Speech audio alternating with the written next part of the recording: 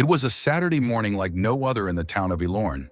The sun had just climbed high enough to cast long, bright fingers over the streets, bouncing light off the windows of the city's oldest church, Holy Covenant Ministries. Even from a distance, you could feel the air buzzing with excitement. It wasn't just any wedding, it was the wedding everyone had been waiting for. Inside the church, rows and rows of wooden pews were filled. Women in dazzling head wraps whispered behind bejeweled hands. Men, stiff in freshly pressed agbadas and suits, nodded in approval at the decor. Golden drapes, tall white candles, and flowers arranged in delicate patterns along the aisles. Everything looked perfect, almost like a scene out of a movie. Pastor Emmanuel Ojo stood near the altar, Bible resting calmly in his hand, eyes sweeping over the congregation. He was a tall man, his face lined with the weight of years spent guiding souls through both joy and sorrow. His robe was spotless, white with a deep maroon sash that held tiny embroidered crosses. He should have been smiling. This was, after all, a day of union and celebration. But his eyes, dark and thoughtful, held something else entirely. From his spot at the altar, Pastor Emmanuel watched as the groom, Dio Martins, stood near the pulpit, adjusting his tie again and again. Dio was young, handsome, and wealthy, one of the city's most eligible bachelors. His shoes shone like polished mirrors, his suit fit like it was sewn onto his body. But it wasn't his appearance that troubled the pastor. It was his eyes, shifting, restless, searching the crowd as if waiting for something or someone. The bride, Amaro Koye, was still outside, making her grand entrance. Word around town was that she and Dio had a fairy tale love story, met at university, best friends turned lovers, and now ready to tie the knot. Pastor Emmanuel had seen plenty of love stories before, but something about this one, it didn't sit right with him. The music shifted. The choir began singing a slow, heart-tugging hymn. Everyone turned, eyes wide, necks craning to catch a glimpse of Amara. And there she was, stepping into the church on her father's arm. Her dress was stunning, layers of delicate lace and pearls that seemed to catch every ray of sunlight. A veil covered her face, but even that couldn't hide her grace. The entire church stood in awe as she walked slowly down the aisle. Pastor Emmanuel's heart thudded louder in his chest. He didn't know why, but an uneasiness settled deep in his bones. His hand tightened around the Bible. His eyes flicked to Dio, who was now wiping his brow, his smile looking strained, almost forced. His foot tapped the marble floor nervously. Pastor Emmanuel felt the heaviness grow. Amara reached the altar. Her father lifted her veil, kissed her forehead, and stepped back. Dio took her hands, his eyes locking onto hers with a smile that didn't quite reach his eyes. The choir's song faded out, and a hush fell over the church. Pastor Emmanuel cleared his throat. His voice, calm and deep, echoed through the silent church. Dearly beloved, we are gathered here in the sight of God and these witnesses to join this man and this woman in holy matrimony. His words flowed smoothly, as they always did, but inside him a storm was brewing. Every instinct, every fiber of his being was warning him. Something was wrong, terribly wrong. He had learned long ago never to ignore that quiet voice inside. He continued, but his eyes never left Dio's face. Each vow, each prayer, was spoken with precision, yet his spirit felt pulled tight, like a bowstring stretched to breaking point. Then came the moment every wedding had, the part where truth had its last chance to speak. If anyone here knows a reason why these two should not be joined in holy matrimony, Pastor Emmanuel's voice rang out clearly, steady as stone. Let them speak now, or forever hold their peace. Silence, pin-drop silence, the kind that crawls under your skin and makes your heart beat faster. 1 second, 2 seconds, 3. People smiled, whispered, some even chuckled quietly, already tasting the celebration that was moments away. And then it happened. A sharp scraping sound, a chair pushed back roughly against the tiled floor. Heads turned, eyes widened. In the third row, a man stood up slowly. He was elderly, dressed in a simple brown buba, his eyes sharp and burning with something fierce. "Pastor!" the man's voice boomed, shaky but determined. "I must speak." Gasps rippled through the church. Amara's hand flew to her mouth. Dio's face went pale, his grip on Amara's hand tightening instinctively. Pastor Emmanuel's eyes narrowed slightly. His voice calm but carrying a quiet power, he asked, "Please, sir, step forward and tell us what weighs on your heart." The old man stepped into the aisle, walking slowly but firmly. Every step he took was heavy with purpose. The church was frozen, everyone leaning forward, breaths held tight. He stopped a few feet from the altar and pointed a trembling finger straight at Dio. "That man standing there," his voice shook with emotion, "is not who he claims to be." The words hung in the air, thick, heavy, unbelievable. A stunned silence followed, the kind that fills a room like fog. You could almost hear hearts pounding, breaths catching. Amara's eyes were wide with shock, her mouth open but no words coming out. Dio's grip on her hand slackened. He blinked, his face pale, his body stiff. Pastor Emmanuel took a deep breath, his eyes moving between the groom and the old man. The storm inside him had finally cracked open, and now the whole church was caught in it. He closed his Bible gently, set it down on the altar, and looked directly at Dio, his voice deep and unwavering. "Brother Dio," he said slowly, "do you have anything to say in response to this?" And just like that, the perfect wedding began to crumble, piece by piece, under the weight of a truth that no one had seen coming. For a moment, the entire church seemed frozen in time. Nobody moved, nobody spoke. It was as if the very walls were holding their breath, waiting to hear what Dio would say next. Dio's eyes darted around like a trapped animal searching for an escape. His lips moved, but no sound came out. He swallowed hard, blinked fast, and finally managed a shaky laugh, though it lacked any real warmth. "Pastor, everyone," Dio's voice cracked slightly. "I don't know what this man is talking about. He's confused. Maybe he's mistaking me for someone else." His eyes flicked to Amara, full of forced concern. "Amara, love, you know me. We've built our life together. Please don't listen to this." Amara looked at him, her eyes wide with fear and confusion. Her lips quivered, but she said nothing.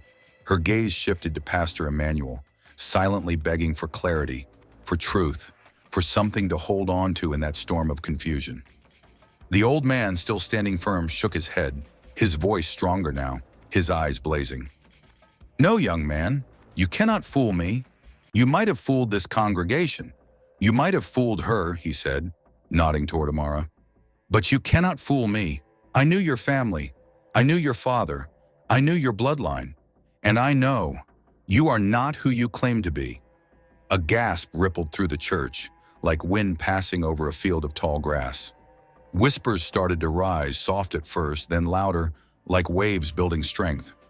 Pastor Emmanuel raised his hand, and the room fell into an uneasy silence once more.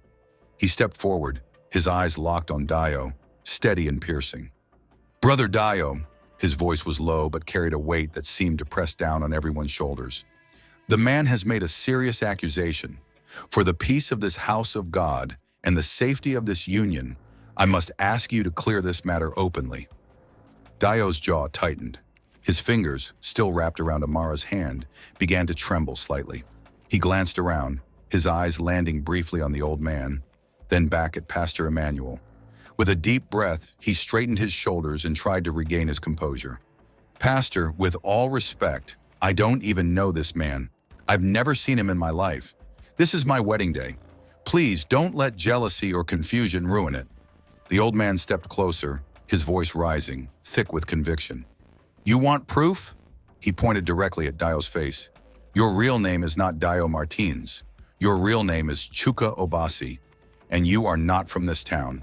You are not who you have claimed to be." Now the murmurs grew louder, people twisting in their seats, heads turning, eyes wide with disbelief. Amara's body went rigid. Her breath came fast and shallow. She pulled her hand back slowly, almost as if it burned to be touched by Dio. Dio's face drained of color. For a second, he seemed ready to speak, to deny again, but his lips pressed together in a thin, tight line instead. Pastor Emmanuel didn't rush him. He let the silence stretch, heavy and unbearable, until it seemed the air itself might crack. Finally, Dio exhaled, a long, shaky breath, and his shoulders slumped just a little. His eyes dropped to the floor. His voice, when it came, was barely a whisper. "Pastor, this is not the time or place." Amara stepped back, her eyes shining with tears that hadn't yet fallen. Her voice, trembling but clear, broke through the heavy air. "No, Dio. If you love me, if any of this is real, then you will tell me the truth. Now." For a moment, Dio didn't move. Then slowly, painfully, he lifted his head, his eyes meeting hers. And in that look, something shifted. Some wall crumbled. He let out a bitter laugh, shaking his head. I didn't want it to come out like this." Pastor Emmanuel stepped back slightly, giving Dio space, his eyes sharp but calm. "Then now is the time, my son. Speak." Dio rubbed a hand down his face, as if trying to wipe away the weight of the moment. My real name, is Chuka Obasi. I'm not who I said I was." A collective gasp swept through the church, loud and raw. Amara stumbled backward, her hand clutching her chest. Her father, sitting in the front row, shot up from his seat, his face red with anger, his eyes locked on Dio. "No, Chuka." Pastor Emmanuel's voice stayed calm, though his heart was pounding. "Why, my son? Why the lies?" Chuka looked around, his eyes wild, desperate now. I met Dio Martins at university. We were roommates. He was rich, connected, everything I wasn't. When he died in an accident last year, his voice broke. I saw my chance. His family didn't live here anymore. He had talked about Amara, about how much he loved her. I thought, if I stepped into his shoes. Amara's knees buckled slightly, and her bridesmaids rushed forward to hold her up. Tears rolled down her cheeks now, unchecked, unstoppable. I didn't mean to hurt anyone, Chuka continued, his voice cracking, his eyes shining with unshed tears. I thought, if I could just get a fresh start, if I could be someone else, maybe I could finally have a life worth living. The church fell into silence once more, heavy and thick. Pastor Emmanuel closed his eyes for a brief moment, whispering a quiet prayer for wisdom. Then he opened them, his gaze strong and unwavering. My son, he said, his voice filled with quiet power, a life built on lies can never stand. You have brought shame to this house, pain to this woman, and deception into the heart of God's people. He turned to Amara, his eyes softening. My dear child, you are stronger than this. God's plans for you have not changed. But this is not your burden to carry. Amara, through her tears, nodded weakly, her body trembling, but her spirit slowly gathering its broken pieces. Pastor Emmanuel lifted his eyes to the congregation. This wedding cannot continue. There is no foundation here for a holy union.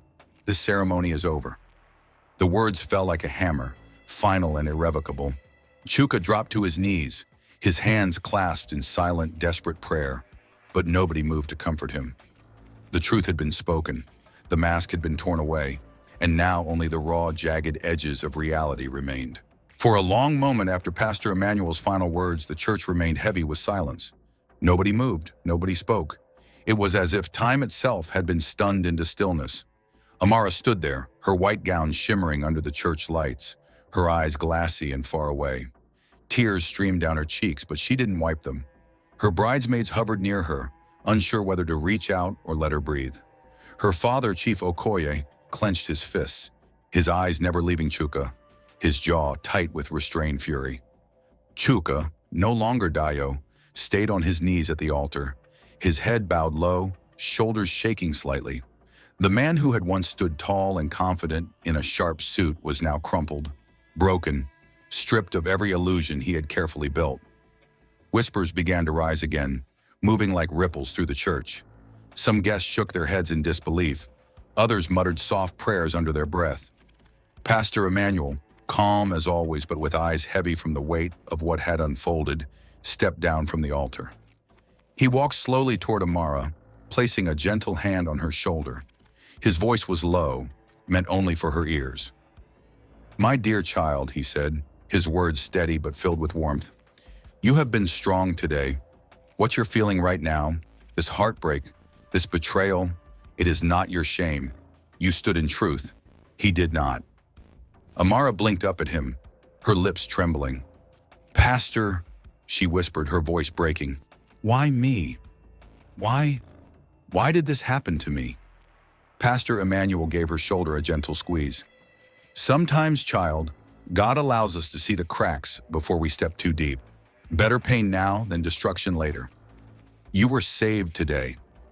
Amara's breath hitched, and she nodded, though her heart felt like it was shattering into pieces inside her chest. Chief Okoye stepped forward then, his voice low but hard as iron. Pastor, I want this man, this fraud, removed from here. Now. Pastor Emmanuel nodded. I understand, Chief. Security. But before the guards could move, Chuka raised his head, his face streaked with tears, his eyes bloodshot. He spoke, his voice raw and shaking. Please, let me say one last thing. The church quieted again, though the tension was thick in the air. Chief Okoye's eyes blazed, but he gave a tight nod, waving his hand as if to say, Speak and be done. Chuka stood slowly, wiping his face with the back of his hand. His eyes moved around the church, pausing on Amara, lingering there with a deep sadness that words couldn't cover. I know nothing I say can undo the pain I've caused today, he began, his voice hollow but sincere. And I know I deserve your anger. I deserve every bit of shame that's been placed on me. I came here thinking I could steal a life that was never mine. I told myself I was doing it for survival, for a second chance. But the truth is, I was just selfish. I wanted the easy way out. His eyes filled again with tears. Amara, you were kind. You trusted me when I didn't deserve it. I want you to know that, even though I started with lies, somewhere along the way, I did care. Truly. I just didn't know how to stop lying once I'd started. He looked down, shaking his head bitterly. And now, I have to live with this for the rest of my life. No one spoke. Some people looked away, unable to watch the rawness of his confession. Others stared, hard-eyed and unblinking, their judgment hanging thick in the air. Pastor Emmanuel stepped forward, his face calm, but his eyes sharp. Chuka, he said quietly, you have spoken your piece. Now it is time to go. Two security men, who had been standing quietly at the back, moved forward. They didn't grab him roughly, just placed firm hands on his shoulders, guiding him down the aisle. As Chuka was led out, he looked back once, just once, his eyes finding Amara's. He opened his mouth as if to say something more, but no words came.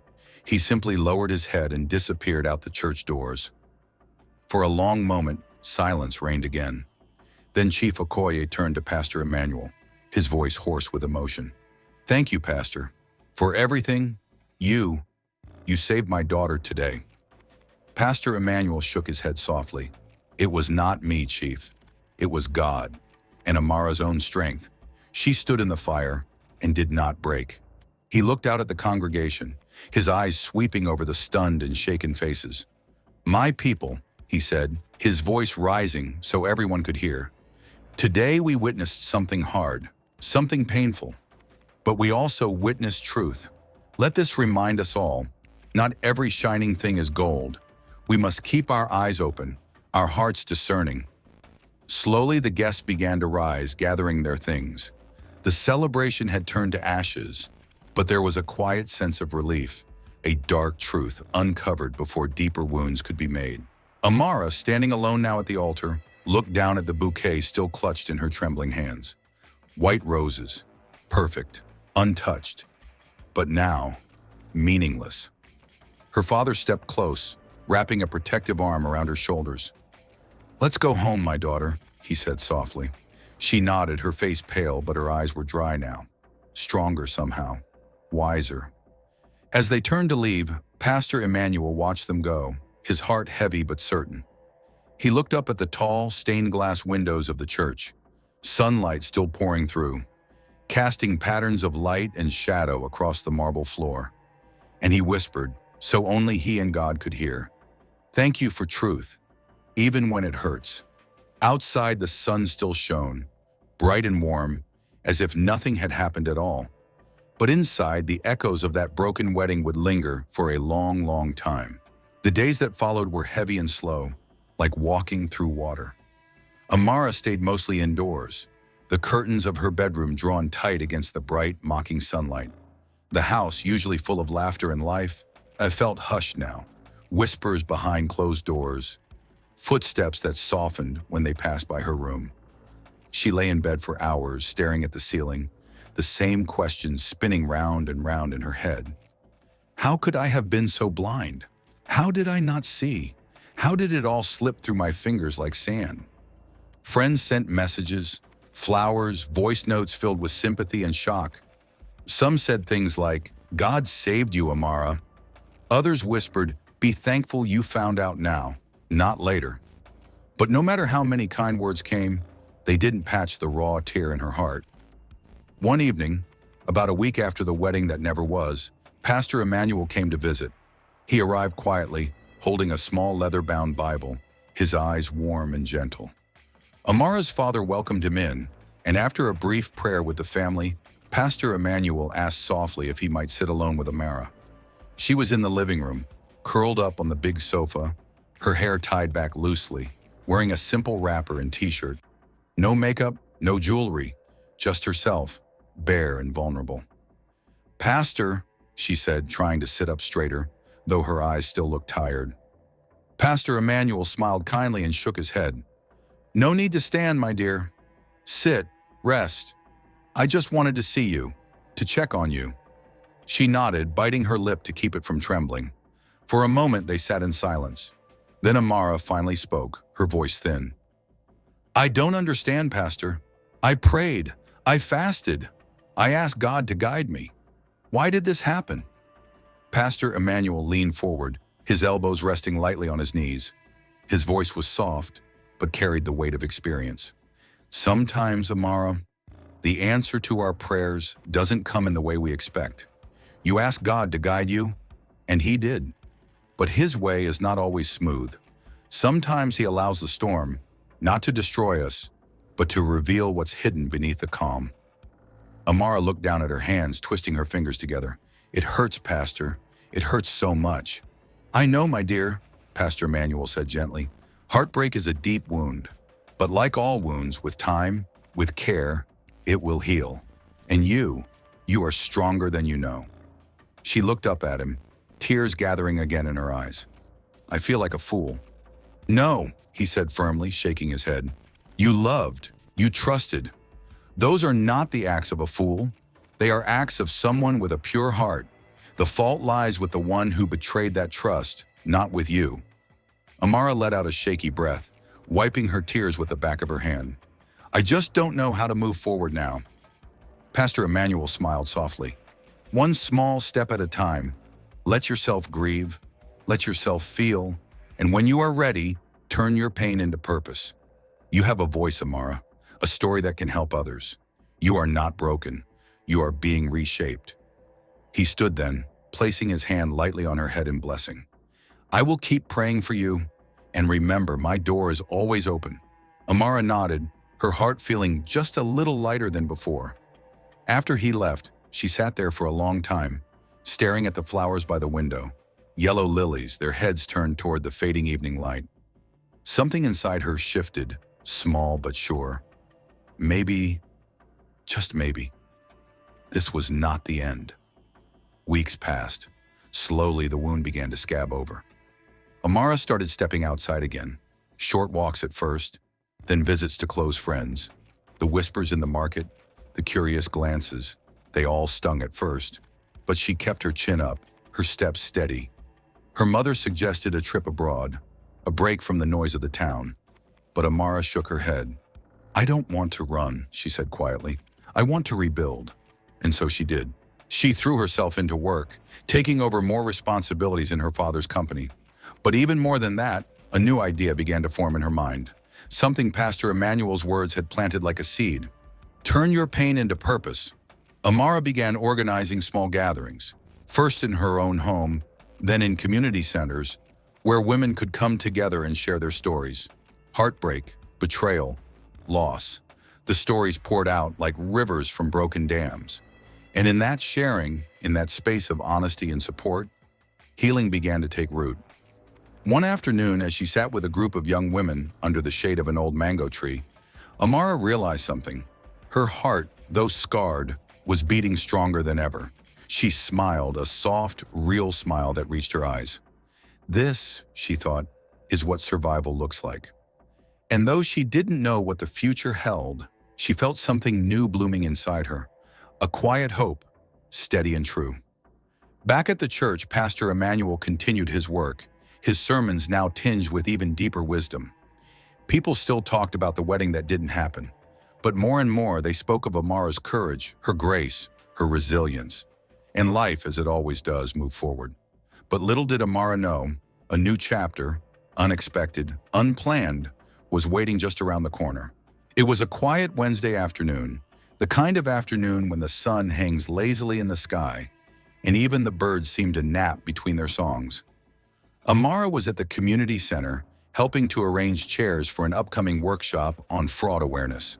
Her fingers worked quickly, but her mind was far away, thinking of the women she'd met over the past weeks, their stories, their pain, their strength. She paused for a moment, wiping sweat from her forehead, when a soft voice broke her thoughts. "Excuse me, do you need a hand?" She turned, surprised. A young man stood there, dressed simply in jeans and a navy blue polo shirt. He looked like one of the volunteers, clean-shaven, tall, a bit shy around the edges. In his hands, he carried a small box of bottled water. Amara blinked, caught off guard. "Oh, yes, actually, that would be helpful." He smiled, setting the box down and moving to help her with the chairs. They worked in silence for a few minutes, side by side. Every now and then, Amara stole a glance at him. He moved with quiet confidence, not rushing, not showing off, just steady and focused. When the last row was set, he straightened and wiped his hands on his trousers. "All done." "Thank you," Amara said, offering a polite smile. "I didn't catch your name." "Daniel," he replied, his eyes warm and calm. "I volunteer here part-time. And you're Amara, right?" Her smile faltered just a little, a flicker of guardedness passing through her eyes. "Yes, I am." Daniel must have sensed the slight tension, because he didn't push. He simply nodded and said, "It's nice to meet you." For a moment they stood there, the quiet hum of the afternoon settling between them. Then Daniel tilted his head slightly, a thoughtful look crossing his face. "You're doing good work here," he said, gesturing toward the rows of chairs and posters. "I've seen how these sessions are helping people. It's impressive." Amara's lips curved into a small, genuine smile. "Thank you. It's been a journey." Daniel didn't ask what she meant. He didn't mention her past, didn't bring up the wedding scandal that had made her a household name for all the wrong reasons. He just smiled, nodded, and said, "Well, if you ever need help again, I'm around." And with that, he gave a small wave and walked away, leaving Amara standing there, a little puzzled, a little curious, and strangely, a little lighter. Days turned into weeks, and Daniel kept his quiet promise. He showed up, not with grand gestures or dramatic words, but with small, consistent acts of help, setting up chairs, handing out flyers, staying behind to clean up. Always polite, always steady, never crossing any lines. At first, Amara kept her distance. Her heart was still tender, her trust cautious. But little by little, her guard began to soften. Daniel was different, simple, real, with no airs or hidden motives. He didn't ask too many questions, didn't try to impress. He was just there, a quiet, steady presence. One afternoon, as they packed up after another successful event, Daniel handed her a bottle of water and sat down beside her on the low wall outside the community center. "You've built something really strong here," he said after a moment of silence. "It's not easy, turning pain into something good, but you've done it." Amara looked down at her hands, tracing the label on her water bottle. "Some days it still feels heavy," she admitted, "like I'm carrying a weight I didn't choose." Daniel nodded thoughtfully. "I think sometimes the strongest people are the ones who carry the heaviest things and still keep walking." Amara smiled, a soft, tired smile. That's kind of you to say. They sat quietly for a moment, watching the sky deepen into shades of gold and pink as the sun began to set. The air was warm, but a soft breeze stirred the trees, carrying the scent of flowers from a nearby garden. Daniel, Amara said suddenly, her voice hesitant, can I ask you something? He turned to her, his eyes open and kind. Of course. Why do you help? I mean, you're always here, always so willing, but you never, I don't know, ask for anything in return. Not even thanks. Daniel smiled, looking out at the horizon. Because I know what it feels like to need help, to feel like you're standing alone in a storm. And sometimes, all it takes is one person standing next to you to make the storm feel less heavy. His words settled around them like a soft blanket, comforting and true. Amara didn't respond right away. She just sat there, letting the silence stretch between them, warm and peaceful. And in that moment, she realized something surprising.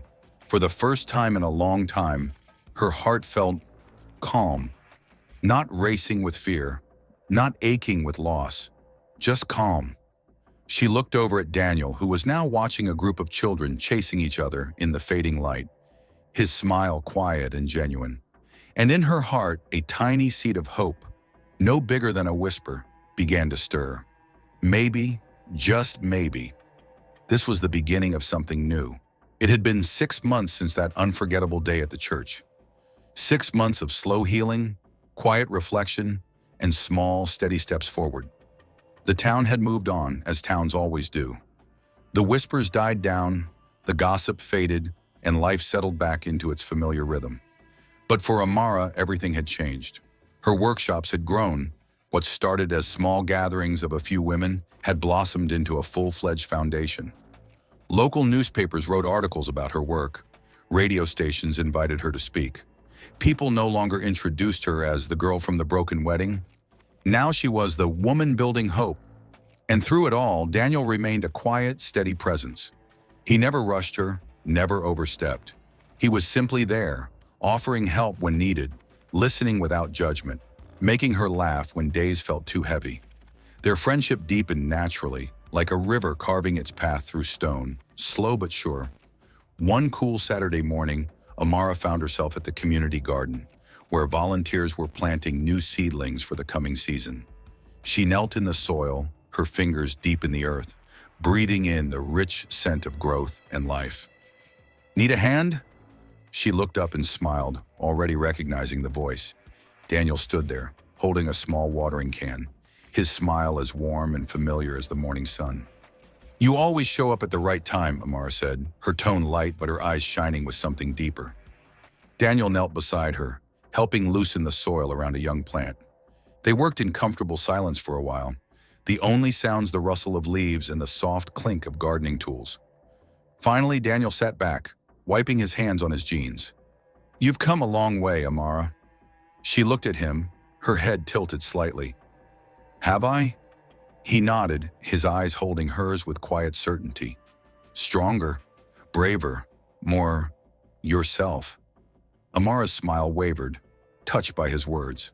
It hasn't been easy. The best things never are, Daniel replied, his voice soft but sure. For a moment, they simply looked at each other, the world around them blurring into the background. There was no rush, no need for grand gestures, just two people, sitting in the heart of something new and honest. Daniel broke the silence, his voice careful but steady. Amara, I know your heart's been through a lot. I would never want to pressure you, but I'd like to take you out, when you're ready. No expectations, just two friends seeing where it might lead. Amara felt her heart flutter, a light, unfamiliar feeling after so many months of guarding it carefully. She looked down at her hands, tracing the soft petals of a flower nearby, then back up at Daniel. I'd like that, she said quietly, her voice steady and sure. Daniel smiled, a slow, genuine smile that reached his eyes. Good, no rush. We'll take it one step at a time. They sat there for a while longer, watching as the morning sun rose higher, casting golden light over the fresh green of the garden.